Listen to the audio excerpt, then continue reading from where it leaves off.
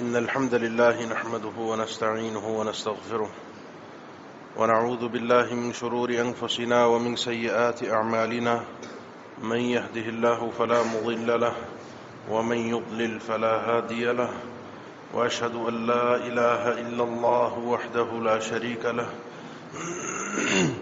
وأشهد أن محمدا عبده ورسوله يا أيها الذين آمنوا اتقوا الله حق تقاته ولا تموتن إلا وأنتم مسلمون يا أيها الناس اتقوا ربكم الذي خلقكم من نفس واحدة وخلق منها زوجها وبث منهما رجالا كثيرا ونساء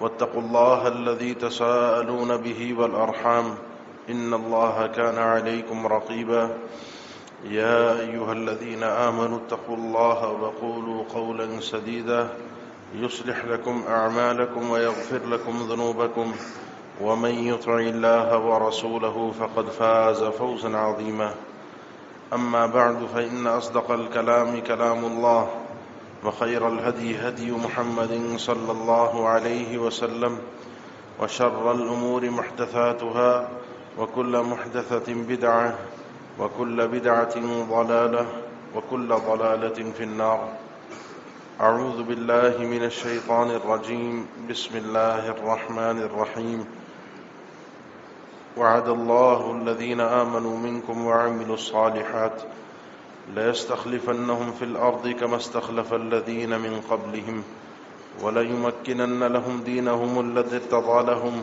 وليبدلنهم من بعد خوفهم أمنا يعبدونني لا يشركون بي شيئا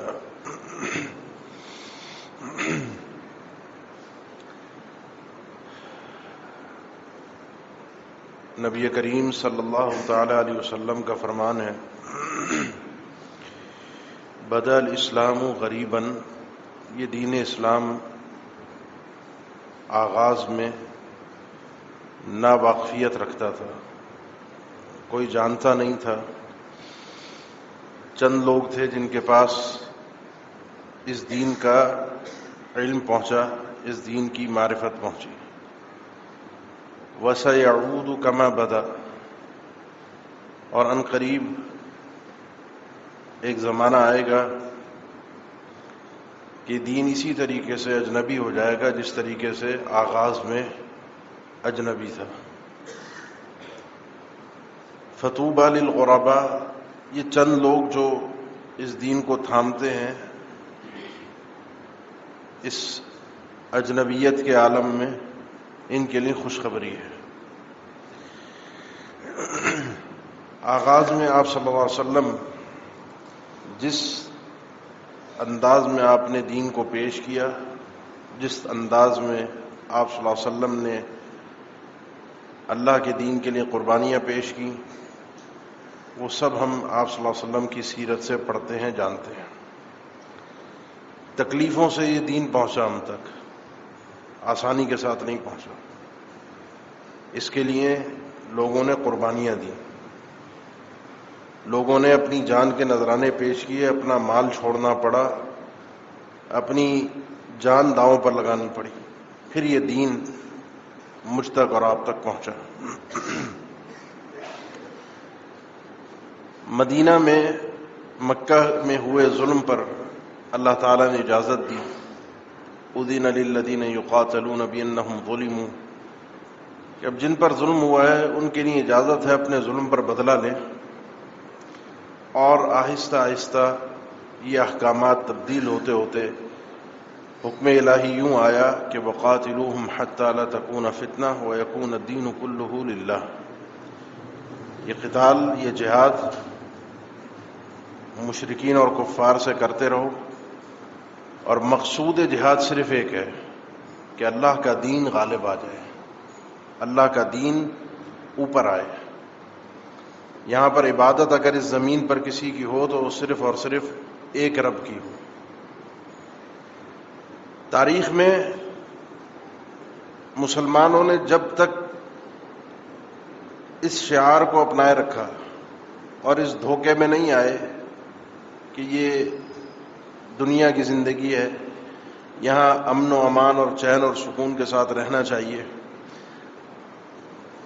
جب تک اس دھوکے بازی والے نعرے میں نہیں آئے جب تک مسلمان عزت کے ساتھ جیتے تھے. فارس سے ٹکرانے والا جو مسلمانوں کا لشکر تھا، عمر ابن خطاب رضی اللہ تعالیٰ عنہ کے دور میں قیادت خالد ابن ولید کے پاس تھی. پوری ایک امپائر تھا، ایک سلطنت تھی جس کا ایک اپنا روب اور برہم تھا. عبولہ عراق کا ایک مقام ہے، یہاں سے مسلمانوں نے فارس کے خلاف انٹر ہونا تھا، ان کے خلاف آغاز کرنا تھا. پہلا پیغام ہرمزیہ، اس انداز کا اس کا کوئی نام ہے بادشاہ کا، خالد بن ولید رضی اللہ تعالیٰ عنہ کی طرف سے پہلا پیغام اس کے پاس یہی گیا، اسلم تسلم. پہلی بات، پہلا آپشن یہ ہے کہ اسلام لے آؤ، سلامتی میں آ جاؤ گے، تمہاری جان بخشی جائے گی. اگر نہیں مانتے تو پھر جزیہ دینے کے لیے تیار ہو جاؤ. حکومت اسلامیہ کے اندر تم رہو گے کافر کی حیثیت سے، ذمہ کی حیثیت سے، اور جزیہ تمہیں ادا کرنا پڑے گا. نہیں تو تیسرا آپشن ہے، اور وہ یہ ہے کہ میں ایک ایسی قوم کو لے کر تمہارے دروازے پر کھڑا ہوں، وَلَقَدْ جِئْتُكَ بِقَوْمٍ يُحِبُّونَ الْمَوْتَ كَمَا تُحِبُّونَ الْحَيَاةَ. جس طرح تمہیں اپنی زندگی عزیز ہے، جس طرح تمہیں زندہ رہنا پسند ہے، اس طریقے سے اس قوم کو جس کو میں تمہارے دروازے پر لاؤں ان کو مرنا پسند ہے. پھر مقابلے کے لیے تیار ہو جاؤ. بیعینی یہی الفاظ، یہی جملے طارق ابن زیاد کی طرف سے اندلس کے اندر یہ جملے پہلی مرتبہ پیش کیے گئے. وہ بھی یہی تھے، اسلم تسلم. اسلام لے آؤ گے، سلامتی میں آ جاؤ گے، بخش دیے جاؤ گے، دنیا اور آخرت میں کامیاب ہو جاؤ گے. نہیں تو پھر دوسرا آپشن جزیہ دے کر اسلامی سلطنت میں رہنے کا ہے. وہ بھی نہیں مانتے تو ہماری تلواریں بھی بے نعام ہیں. ہم بھی ایک ایسی قوم کو لے کر آئے ہیں کہ جس کے ساتھ مقابلہ کرنا آسان نہیں ہے. یہ اسلامی تاریخ میں آپ کو جا بجا یہ پیغام ملتا رہے گا، اسلم تسلم یا جزیہ، یا پھر تیسرا آپشن ہے کہ ہم تو تیار ہیں مرنے کے لیے، ہم تو تیار ہیں اللہ کی راہ میں کٹنے کے لیے. جب تک مسلمانوں نے اس تاریخ کو تھام کے رکھا، اللہ کے ان احکامات کو اسی طرح سمجھا، جب تک عزت کے ساتھ رہے، کسی میں جرت نہیں تھی کہ وہ ہمیں اپنے مقاصد کے لیے استعمال کر سکے. لیکن جیسے ہی 200-250 سال کے عرصے میں صوفیت کے ذریعے سے، ہمارے تعلیمی نظام کے ذریعے سے ہماری سوچوں کو اس انداز میں تبدیل کیا گیا کہ سلامتی، امن، اطمینان، پرسکون ماحول ہونا چاہیے، آپس کی لڑائیاں اچھی نہیں ہیں. یہ سکھانے والے وہ لوگ ہیں جو اپنا اسلحہ بیچنے کے لیے نمائشیں لگاتے ہیں اور ملکوں میں جا کے جنگ کرتے ہیں. اپنا اسلحہ حقیقت میں لوگوں کو مار کر چیک کرواتے ہیں اپنا اسلحہ بیچنے کے لیے. اپنا اسلحہ بیچنے کے لیے قوموں کے درمیان لڑائی کروا کے رکھتے ہیں تاکہ ہمارا اسلحہ بکتا رہے. اور وہ ہمیں سکھاتے ہیں کہ امن و امان اور چین اور سکون کے ساتھ رہو، لڑائی جھگڑے فساد کے اندر کچھ نہیں رکھا. مفاہیم، سوچ تبدیل. وہ لڑ رہے ہیں، وہ ڈنکے کی چوٹ پہ لڑ رہے ہیں. میں اور آپ اس سکون کے ساتھ بیٹھے ہیں کہ عزت، اطمینان، سکون، یہ زندگی، اسی میں کامیابی ہوتی ہے. اگر اس میں کامیابی ہوتی تو میں نے شروع میں ایک بات کہی تھی، یہ دین ہم تک شاید کبھی نہ پہنچتا. کیونکہ میں اور آپ، سچی بات ہے، پیدائشی مسلمان ہیں. ہمیں دین، یہ لا الہ الا اللہ کلمہ پلیٹ میں رکھ کر مل گیا. اس کلمے کی قیمت کیا ہے، اس کلمے کی ہیبت کیا ہے، اس کلمے کی عظمت کیا ہے، اس کلمے کے تقاضے کیا ہے، ان سب چیزوں سے میں ناواقف ہوں. جن لوگوں نے اس کلمے کے لیے حقیقت میں قربانیاں دی ہیں، جو اس لا الہ الا اللہ کے مفہوم کو جانتے ہیں، یہ وہی لوگ جانتے ہیں. میں اور آپ تو تھوڑے سے ملک کی حالات خراب ہوئے، ملک سے بھاگنے کے چکروں میں کسی بھی کافر ملک کا ویزا مل جائے، وہاں جا کے اپنی دنیا کی زندگی کو سنوار لیں. بس دنیا کی زندگی سنور جائے، آگے آنے والی نسلوں کے دین کا جنازہ وہ لوگ نکال دیں، کوئی مسئلہ نہیں. وہاں پر دین پر عمل کرنے میں آزادی نہ مل سکے کوئی مسئلہ نہیں، کافروں کے نظام کو، ان کی حکومتوں کو، ان کے سسٹم کو قبول کر لوں گا، دین اپنا رخصت کر دوں گا، کوئی مسئلہ نہیں ہے، بس کسی طرح میں یہاں سے نکل جاؤں۔ جب لا الہ الا اللہ کی حیثیت میرے اور آپ کے ذہنوں میں اس طریقے سے رہے گی، کیونکہ ہمیں اس انداز میں دنیا کی زندگی کے اندر رچا بسا دیا گیا ہے کہ آج اب کوئی 20 سالہ تاریخ آپ دیکھ لیں، زیادہ پرانی بات نہیں کرتا، 20 سالہ تاریخ، ہر سال 6 مہینے کے اندر، سن 2007 سے تو تقریباً اس غزہ کا محاصرہ ہے، سن 2007 سے، اس کے علاوہ وہاں پہ ویسٹ بینک کا ضفہ الغربیہ کے نام سے علاقہ ہے، وہاں کے ساتھ جو سلوک ہوتا ہے، جب مرضی آتی ہے ان کا کوئی اوکیشن ہوتا ہے اس علاقے کو سیل کر دیتے ہیں، بند کر دیتے ہیں، کسی میں ضرورت نہیں ہے کہ کچھ ان کا بگاڑ سکے۔ رمضان کی مقدس راتیں ہوتی ہیں، طاق راتیں ہوتی ہیں، آخری عشرہ ہوتا ہے، اس میں مسلمانوں کو بیت المقدس میں عبادت نہیں کرنے دیتے، کسی میں کوئی ضرورت نہیں ہے کوئی کچھ کہہ سکے، کوئی پوچھ سکے۔ اللہ کے نبی صلی اللہ تعالیٰ علیہ وسلم پر ہر سال 6 مہینے میں آپ دیکھتے ہیں کوئی نہ کوئی کارٹون بن کے سامنے آ جاتا ہے، اور اس کو باقاعدہ میڈیا پہ ابھارا جاتا ہے، مجھے اور آپ کو یہ احساس دلانے کے لیے کہ تمہاری حیثیت اور اوقات کیا ہے۔ زید ابن دثینہ رضی اللہ تعالیٰ عنہ مشرکین کی قید میں تھے، ان کو لائے ذبح کرنے کے لیے، مارنے کے لیے۔ مارنے سے پہلے ابو سفیان نے، ابھی تک مسلمان نہیں تھے رضی اللہ تعالیٰ عنہ، ان سے کہا کہ چلو تمہیں ایک آپشن دیتا ہوں، تمہاری جان چھوڑ دیتا ہوں، اور تمہاری جگہ محمد کو صلی اللہ علیہ وسلم، ان کو اگر یہاں پر ہم مار دیں اور تمہیں چھوڑ دیں، کیا تم یہ قبول کر لو گے؟ اس نے کہا بہت بڑی بات کر دی، میں تو یہ بھی پسند نہیں کرتا میں اپنے گھر میں سکون سے بیٹھا ہوں، نبی کریم صلی اللہ علیہ وسلم کو ایک کانٹا تک چبھ جائے اور میں اپنے گھر میں سکون اور اطمینان کے ساتھ بیٹھا رہ جاؤں، ممکن ہی نہیں ہے، کانٹا چبھنا ممکن نہیں ہے۔ اس وقت ابو سفیان نے رضی اللہ تعالیٰ نے یہ تاریخی الفاظ کہے تھے، میں نے آج تک زندگی میں کسی انسان کو کسی انسان سے اتنی محبت کرتے ہوئے نہیں دیکھا جس طرح کہ میں نے کحب اصحاب محمد محمدہ، جس طرح محمد صلی اللہ علیہ وسلم کے ساتھی آپ سے محبت کرتے ہیں۔ یہ آئے روز کے بننے والے کارٹون میری غیرت ایمانی کا جنازہ ہوتے ہیں، یہ آئے روز کچھ نہ کچھ ان کی طرف سے، کبھی آزادی اظہار کے نام پر قرآن مجید کا جلایا جانا، کبھی کوئی اور حرکت کرنا، کبھی مسلمان عورت کو نقاب، چہرے کا پردہ نہ کرنے کی اجازت اپنے ملکوں میں آزادی کے نام پر دینا۔ یہ ساری چیزیں کیا آپ کو کیا سمجھ میں آتا ہے؟ آپ مطلب ہم اتنے لاشعور ہو گئے کہ ہم سمجھ ہی نہیں پا رہے ہو کیا رہا ہے، کس آزادی کی بات ہو رہی ہے اور ہمارے ساتھ کیا کھیل کھیلا جا رہا ہے، ہم کس ظلم میں بیٹھے ہیں، ہمارے ساتھ ہو کیا رہا ہے، ہم کس طرح سے تماشا بنے ہوئے ہیں۔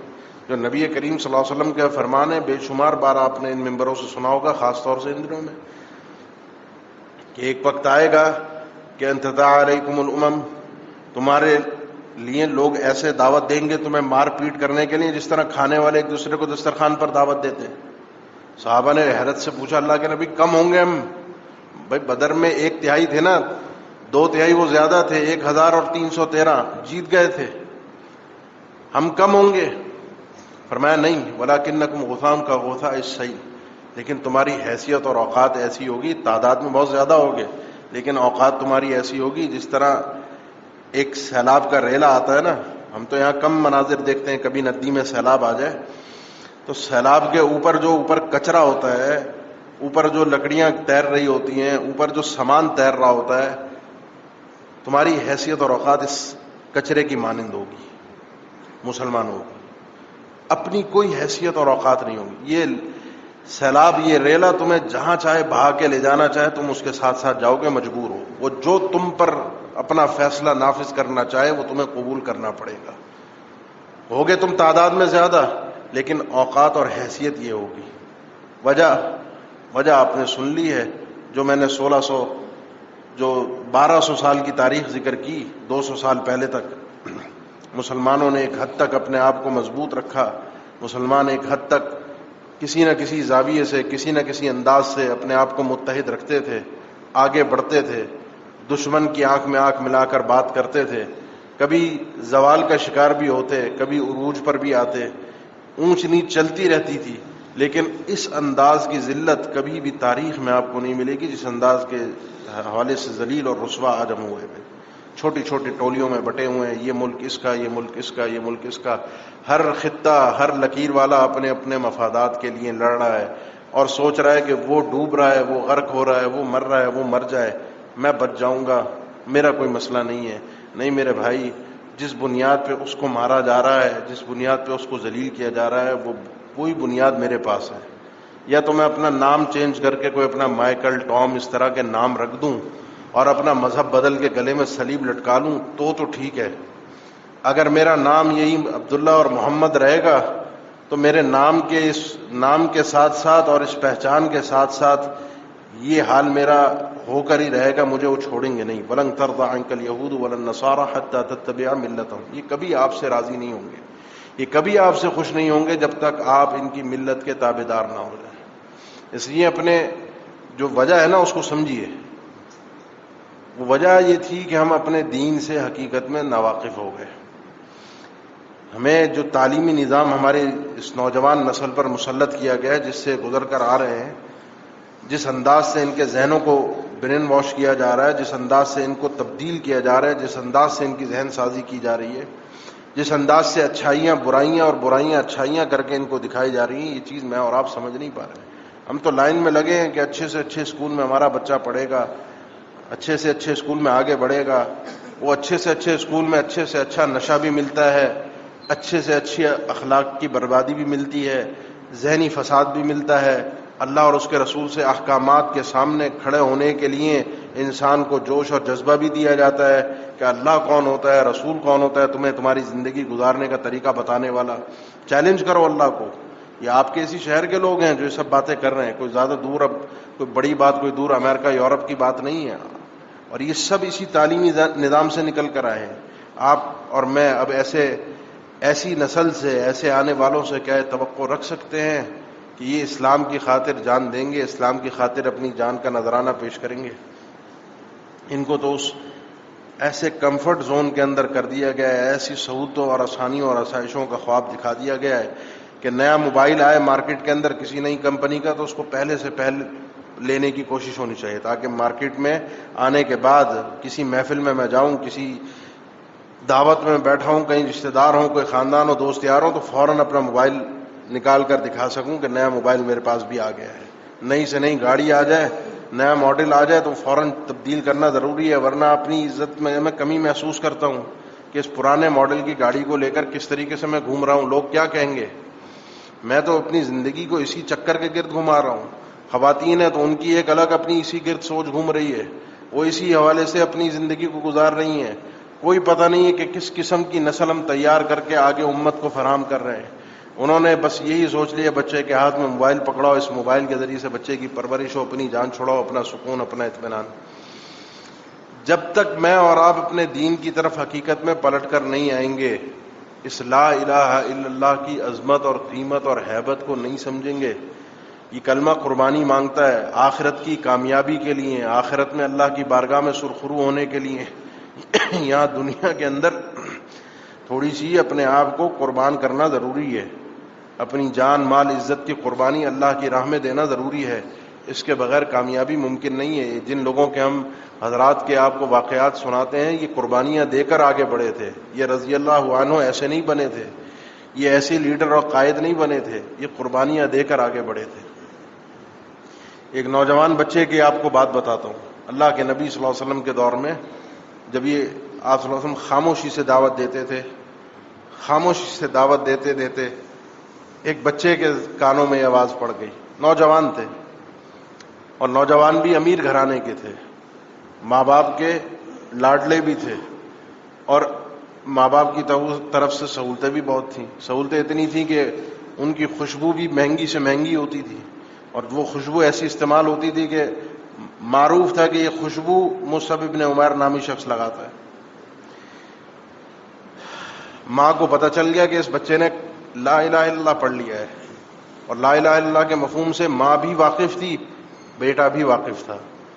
بیٹے نے کلمہ پڑھ لیا، اس کو پتا تھا اس کلمے کی قیمت کیا ہے، اور ماں بھی اس کلمے کی حقیقت سے واقف تھی کہ پھر اللہ کے علاوہ کسی کے سامنے جھکنا نہیں ہے.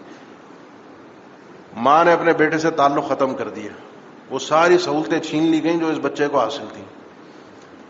کوئی بھی نوجوان یہ ساری سہولتیں ترک کرنے کو، چھوڑنے کو تیار ہوگا؟ ماں باپ کی طرف سے مفت کی سہولتیں ملتی ہیں وہ ساری چھن جاتی ہیں، چھن گئی ان سے بھی۔ تھوڑی عرصے میں وہ جو نرم و نازک ان کے ہاتھ ہوتے تھے وہ موٹے موٹی کھال کے اندر تبدیل ہو گئے تھوڑی عرصے میں۔ آپ صلی اللہ علیہ وسلم نے ان کو مدینہ بھیج دیا ہجرت سے پہلے کہ وہاں جا کر اہل مدینہ کو پہلے سے ہی وہاں دین کی تعلیم دیں، قرآن مجید سکھائیں، وہاں پر دین کے مسائل لوگوں کو سمجھا سکیں۔ پھر آپ صلی اللہ علیہ وسلم ہجرت کر کے جب وہاں پہنچے تو ان کی حالت مزید خراب ہو چکی تھی، جن کو دیکھ کر آپ صلی اللہ علیہ وسلم کی اپنی آنکھوں سے آنسو آ گئے کہ تم کیا سے کیا بن گئے، کیا تھے، تمہاری دنیا کی زندگی کتنی خوبصورت تھی اور آج تم کیا ہو گئے۔ اور یہی وہ شخصیت ہیں جو آپ ممبر سے سنتے ہیں کہ جب احد کے شہداء کے لیے تیاریاں ہو رہی تھیں تدفین کی اور تکفین کی، تو ایک جنازہ ایسا تھا کہ جس کو کفنانے کے لیے اس کے لباس کو، اس کے کپڑوں کو، اس کی جائیداد کو دیکھا گیا تو ایک ٹاٹ کی بوری تھی جو اس نے پہنی ہوئی تھی، اسی کو کاٹ کے اس کو کفنایا جب گیا تو سر اور پیر ایک ساتھ ڈھانپے نہیں جا سکتے تھے، تو آپ صلی اللہ علیہ وسلم نے فرمایا سر ڈھانپ دو، پیر پر پتے رکھ کے اس کو دفنا دو۔ یہ وہی شخصیت تھے جن کو مصعب ابن عمیر رضی اللہ تعالیٰ عنہ، نوجوان تھے، ماں باپ کے ایک سر چڑھے تھے، ماں باپ کی طرف سے ساری سہولتیں تھیں، لیکن ایک لا الہ الا اللہ کی خاطر قربانی دی تھی، ایک لا الہ الا اللہ کی خاطر چھوڑا تھا۔ اس دین کی عظمت کو سمجھیے، اس دین کی غیرت جب تک میرے اپنے دل میں نہیں آئے گی، اس دین کو جب تک میں خود نہیں سمجھوں گا، اس دین کے لیے خود قربانی دینے کے لیے تیار نہیں ہوں گا، میری اپنی کوئی حیثیت اور اوقات ذاتی کوئی نہیں ہے، میری ذات کچھ بھی نہیں ہے، نہ میری ہے نہ آپ کی ہے، میں اور آپ کچھ بھی حیثیت نہیں رکھتے ہیں، مجھے اور آپ کو عزت بھی ہے، نحن قوم اعزنا اللہ بالاسلام۔ عمر بن خطاب نے فرمایا تھا رضی اللہ تعالیٰ عنہ، وہ لوگ ہیں جن کو اللہ نے جو عزت دی ہے وہ اسلام سے دی ہے۔ عرب تو عرب تھے، ہم بھی عرب تھے، سارے ہی تھے، سارے جاہل تھے پہلے، دور جاہلیت اسی لیے کہا جاتا ہے۔ عزت جو اللہ نے عطا کی، مقام اور مرتبہ دیے، عمر بن خطاب جیسی شخصیت جو قائد اور لیڈر بنی اور جس نے دنیا کے آدھے خطے پر حکومت کی، یہ اللہ نے ہمیں اسلام کے ذریعے سے عزت دی تھی۔ اسی لیے سعد بن ابی وقاص کو انہوں نے رضی اللہ تعالیٰ عنہ خط لکھ کر بتایا، یہ بات یاد رکھنا، یہ جو ہم جب بھی کسی کافر قوم سے مد مقابل ہوتے ہیں، لڑتے ہیں، مقابلہ ہوتا ہے، تو یہ جنگ ہم جیتتے ہیں دو چیزوں پر، ایک ہمارا تقوی، اللہ کا ڈر اور خوف، اور ہمارے مخالفین کا گناہ گار ہونا۔ اگر فَإِذَا اسْتَوَيْنَا فِي الْمَعْصِيَةِ، گناہ گاری کے اندر، گناہوں کے اندر ہم اور دشمن برابر ہو جائیں، ہمارے اندر سے تقوی ختم ہو گیا، وہ بھی گناہ گار ہیں، ہم بھی گناہ گار ہیں، جیسے آج ہے صورتحال۔ آج لوگ پوچھتے ہیں نا اللہ کی مدد کہاں ہے، اللہ اپنے بندوں کی مدد کیوں نہیں کر رہا؟ مسلمانوں کے اوپر راتیں فلسطین کے اندر، غزہ کے اندر قیامت ڈھاتی رہی، اللہ کہاں تھا؟ فَإِذَا اسْتَوَيْنَا فِي الْمَعْصِيَةِ، جب ہم سب گناہوں کے اندر برابر ہو جاتے ہیں تو پھر مقابلہ ظاہر پر ہوتا ہے، جس کے پاس قوت زیادہ ہے وہ جنگ جیتتا ہے۔ ان کے پاس سیدنا عمر نے فرمایا پھر وہ قوت کی وجہ سے، طاقت کی وجہ سے ہم پر غالب آتے ہیں۔ اس لیے ان مفاہیم کو سمجھیے، اللہ کی طرف پلٹ کر آئیے۔ میں اور آپ جو یہاں بیٹھے ہیں نا، ہم جو یہاں بیٹھے ہیں، ہم اس وقت لیس شیء اکرم علی اللہ من الدعاء، جامع ترمذی کی حدیث ہے، اللہ کو دعا سے بڑھ کر کوئی معزز اور مکرم چیز اللہ کی بارگاہ میں نہیں ہے۔ عزت والی چیز، مکرم، قابل احترام چیز اللہ کی بارگاہ میں دعا ہے۔ میں یہاں بیٹھ کر اپنے ان بھائیوں کے لیے کم از کم اور زیادہ سے زیادہ، یہ کم سے کم چیز بھی ہے اور سب سے بڑی چیز بھی ہے، اور وہ دعا ہے۔ دوسرے، اپنے اندر غیرت تو پیدا کروں، اپنے آپ کو اس قابل تو بناؤں۔ میں نعرے لگا کر، جہاد کی بات کر کے اور شور شرابہ کر کے اپنے اپنے گھروں کو، آپ بھی چلے جائیں، میں بھی چلا جاؤں، آپ بھی سکون میں اگلے دن، میں بھی سکون میں اگلے دن، خبر آتی ہے، پتہ چلتا ہے ہاں جی ہو گیا، پھر بمباری ہو گئی، پھر مار دیا، کوئی مسئلہ نہیں، ایک کان سے سنا دوسرے کان سے نکال دیا، میں تو سکون سے ہوں نا۔ جب تک میرے اندر اپنے اللہ کے احکامات کے لیے غیرت پیدا نہیں ہوگی، لا الہ الا اللہ کیا مفہوم رکھتا ہے، لا الہ الا اللہ کے لیے قربانی کیسے دی جاتی ہے، اس کلمے کے تقاضے کیا ہے، جب تک یہ چیز میرے اندر پیدا نہیں ہوگی اس وقت تک کامیابی مجھے نصیب نہیں ہوگی، اس وقت تک میں وہ دکھ اور درد محسوس نہیں کر سکتا جو اللہ کے نبی صلی اللہ علیہ وسلم نے فرمایا تھا، یہ امت مومنین کی مثال ایک جسد کی مثل ہے۔ ایک وجود، ایک جسم ہوتا ہے، جسم کے ایک حصے میں تکلیف ہو تو باقی پورا حصہ اس تکلیف کو، درد کرب کو محسوس کرتا ہے. ایک حصہ تکلیف میں ہے، اگر مجھے محسوس ہو رہا ہے تو میں اس وجود کا حصہ ہوں. اگر مجھے وہ درد محسوس نہیں ہو رہا تو دو باتیں ہیں، یا تو میں اس وجود کا حصہ نہیں ہوں، یا حصہ ہوں لیکن میں مفلوج ہو چکا ہوں، میرے اندر سے احساس ختم ہو چکا ہے. مجھے اپنے اندر احساس بیدار کرنا ہے، مجھے اپنے اندر وہ غیرت پیدا کرنی ہے کہ کوئی مجھ پر آگے اپنے آرڈر نہ نافذ کر سکے، مجھے کسی کی منت نہ کرنی پڑے، مجھے کسی کی مذمت نہ کرنی پڑے، مجھے کسی قرارداد کا انتظار نہ کرنا پڑے. قرارداد بھی میری ہو، فیصلہ بھی میرا ہو، آرڈر بھی میرا ہو، مرضی بھی میری ہو. اور وہ اس وقت ہوگی جب میں اپنے اللہ کو حقیقی معنی کے اندر حقیقی الہ تصور کروں گا، حقیقی اللہ کے آگے جھکنا سیکھوں گا، اللہ کے احکامات کو حقیقی عزت دوں گا، قرآن اور اللہ کے نبی صلی اللہ علیہ وسلم کے فرامین کو ہر معاملے کے اندر مقدم کروں گا. جب میں نے اللہ اور اس کے رسول کے احکامات کو عزت نہیں دی تو اللہ اور اس کے رسول کی طرف سے مجھے بھی عزت نہیں ملنی. اس لیے پلٹی اپنے دین کی طرف، اپنے دین کے لیے قربانیاں دینے کے لیے. اللہ تعالی ہم مسلمانوں کو عزت اور تمکین عطا فرمائے. مسلمانوں کو اللہ تعالی عزت والی زندگی، عافیت والی زندگی، ایمان والی زندگی عطا فرمائے. فلسطین کے مسلمانوں کی اللہ تعالی مدد فرمائے. تمام عالم اسلام کو اللہ تعالی غیرت والی زندگی عطا فرمائے. اقول قولی هذا واستغفر الله لي ولكم واخر دعوانا ان الحمد لله رب العالمین. جنگ احد میں اللہ تعالی نے ذکر فرمایا ہے کہ جو وقتی مسلمانوں کو تکلیف اٹھانا پڑی، حتی اذا فشلتم وتنازعتم فی الامر وعصیتم من بعد ما اراکم ما تحبون. اس کی وجوہات یہ تھیں کہ تم ثابت قدم نہ رہ سکے. صحابہ تھے تم، اللہ کے نبی تمہارے درمیان میں موجود تھے، لیکن اللہ کا نظام اور قانون سب کے لیے برابر ہے. غلطیاں ہوں گی، تمہارے سے ہوئیں، پھر پلڑا برابر ہو گیا، پھر بات جو بنے گی وہ طاقت پر بنے گی. تم سے غلطی یہ ہوئی کہ تم ثابت قدم نہ رہے، تمہارا آپس میں تنازع ہو گیا، آپس میں اختلاف ہو گیا، اور تم نے ان چیزوں کو دیکھا جو تم پسند کر رہے تھے، اس کے بعد تم نے اللہ کے نبی صلی اللہ علیہ وسلم کے حکم کی مخالفت کی. حتی اذا فشلتم وتنازعتم فی الامر وعصیتم من بعد ما اراکم ما تحبون. نتیجہ اب تمہارے سامنے تھا، 70 تمہارے شہید ہو گئے. اگرچہ نتیجے کے اعتبار سے، جنگ کے نتیجے کے اعتبار سے تم شکست خوردہ نہیں ہوئے، وہ جس مقصد سے آئے تھے اللہ نے ان کو بھگا دیا، لیکن غلطیاں تھیں تو نتیجہ تمہارے ہاتھ بدر والا نہیں آ سکا. ابھی مسلمانوں کے ساتھ یہ معاملہ ہے. میں اکثر و بیشتر دیکھتا ہوں مسلمان جو جن کا کوئی ڈائریکٹ اب ان کے ساتھ کوئی تعلق ہے نہیں، یہاں ہم آپس میں گتھم گتھا ہے، ایک دوسرے پر فتوی بازی ہماری آپس کی چل رہی ہے، ایک دوسرے کو برا بھلا کہنا. کوئی مولویوں کو گالیاں دے رہا ہے، یہ بیٹھ کے حلوے کھانے والے لوگ ہیں، کہاں ہیں یہ؟ کوئی کسی کو برا بھلا کہہ رہا ہے، کوئی جہاد کے متعلق بات کر رہا ہے، کوئی نہیں کر رہا، کوئی کسی کے متعلق فتویٰ ہے. یہ ہمارے جو آپس کے یہ جو اختلافات ہیں نا، یہ اللہ کی رحمت کو اور اللہ کی طرف سے برکت کو کبھی بھی نہیں آنے دیتے. جو چیز جس کا کام ہو اس کو کرنے دیا جائے، اللہ کی طرف معاملات کو سپرد کیا جائے. اللہ کے نبی صلی اللہ علیہ وسلم کے سنت کے حوالے سے خاص طور پر اختلاف ایسے مواقع پر سنت کو تھامنا ہر معاملے کے اندر بہت ضروری ہے. سنت کے بغیر، اللہ کے نبی صلی اللہ علیہ وسلم کے طریقے کے بغیر کامیابی، مدد اور نصرت اللہ کی طرف سے نہیں آیا کرتی. اللہ اٹھا لیتا ہے مدد کو، اللہ نصرت چھین لیتا ہے. تو اس لیے جہاں یہ معاملات ہم دیکھ رہے ہیں کہ مسلمانوں اس انداز میں پستی اور زوال کا شکار ہیں، وہاں آپس کے اندر ہمیں اپنے احوال پر بھی غور کرنا چاہیے. ہم خود کتنے پانی میں ہیں، ہماری اپنے خود کی کردار کے حوالے سے پیش کیجیے اپنے آپ کو قرآن و حدیث پہ، اپنے جذبات کو، اپنی خواہشات کو، اپنے جذبے کو، اپنی سوچ کو، اپنی رائے کو قرآن و حدیث کے تابع کر دیجیے. آپ کو لگتا ہے بہتر نہیں ہے، کوئی مسئلہ نہیں، اللہ اور اس کے رسول کا حکم اس وقت یہی سمجھ میں آتا ہے.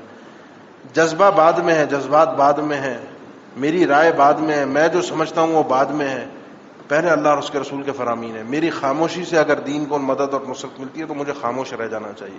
اگر مجھے لگتا ہے میرے بولنے سے کوئی فائدہ ہوگا تو پھر اللہ کی مدد میرے بولنے سے آئے گی تو مجھے بولنا چاہیے. ان چیزوں کو بھی ہمیں سمجھنے کی ضرورت ہے.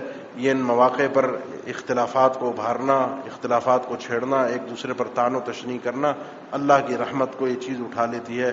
اللہ کی طرف سے برکت نہیں آیا کرتی. اللہ ہم سب کے احوال پر رحم فرمائے. بیماروں کے لیے بھی دعا کی درخواست آئی ہے. اللہ تعالیٰ تمام بیماروں کو صحت والی زندگی، عافیت والی زندگی عطا فرمائے. اللہ اس ملک پہ اپنا رحم و کرم فرمائے. جہاں جہاں مسلمانوں پر ظلم ہے اللہ ان مظلومین کی مدد فرما. اے اللہ اللہم انصر اخواننا المستضعفین فی فلسطین. اے اللہ ان مسلمان بھائیوں کی، فلسطین کے بھائیوں کی جو اس وقت یہودیوں کے مظالم سہ رہے ہیں، اللہ ان کی مدد فرما. اے اللہ ان یہودیوں کے انجام سے ہماری آنکھوں کو ٹھنڈا فرما دے. اللہم علیک باعداء الدین، اللہم علیک باعداء الدین، اللہم علیک باعداء الدین. ان الحمد للہ نحمده ونستعینه ونستغفره ونعوذ بالله من شرور انفسنا ومن سیئات اعمالنا. من يهده الله فلا مضل له ومن يضلل فلا هادي له، واشهد ان لا اله الا الله وحده لا شريك له، واشهد ان محمدا عبده ورسوله. اللهم صل على محمد وعلى ال محمد كما صليت على ابراهيم وعلى ال ابراهيم انك حميد مجيد. اللهم بارك على محمد وعلى ال محمد كما باركت على ابراهيم وعلى ال ابراهيم انك حميد مجيد. عباد الله، ان الله يأمر بالعدل والاحسان وايتاء ذي القربى وينهى عن الفحشاء والمنكر والبغي يعظكم لعلكم تذكرون. فاذكروا الله الجليل يذكركم واشكروه على آلائه ونعمه يزدكم ولذكر الله أكبر والله يعلم ما تصنعون.